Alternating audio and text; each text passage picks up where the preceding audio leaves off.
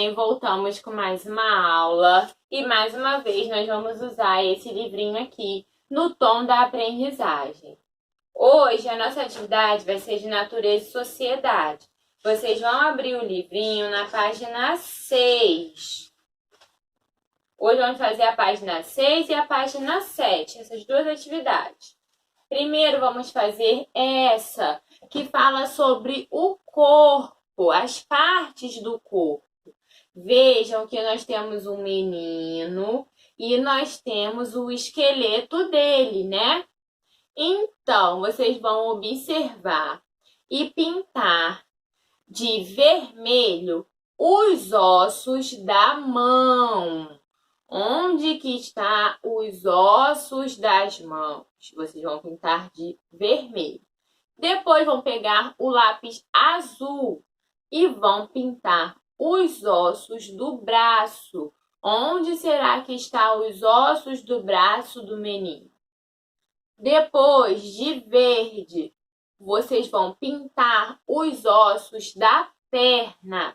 Quais são os ossos da perna? Presta atenção para não fazer errado. Depois, nessa atividade aqui, nós temos que ir lá no final do livro, na página 27, recortar os pedacinhos que estão faltando dentro de cada quadrado, que se relacionam com a imagem ao lado.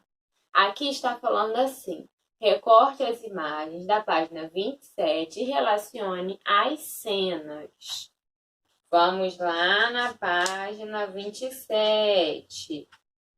Olha, presta atenção, só pode recortar essas 3 imagens aqui. Não é para cortar essa daqui vamos usar em uma outra atividade. Vejam, aqui a menina está fazendo bolinhas de sabão, né? Então, vai colar aqui a imagem que se relaciona a essa. Aqui, o menino está assoprando uma florzinha, uma plantinha. Vocês vão colar os pedacinhos que estão voando aqui.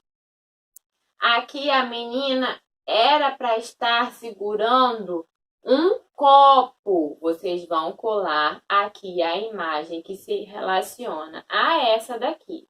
Tá bom? E essas são as 2 atividades de hoje. Façam com bastante atenção e aguardem os próximos vídeos. Um beijo!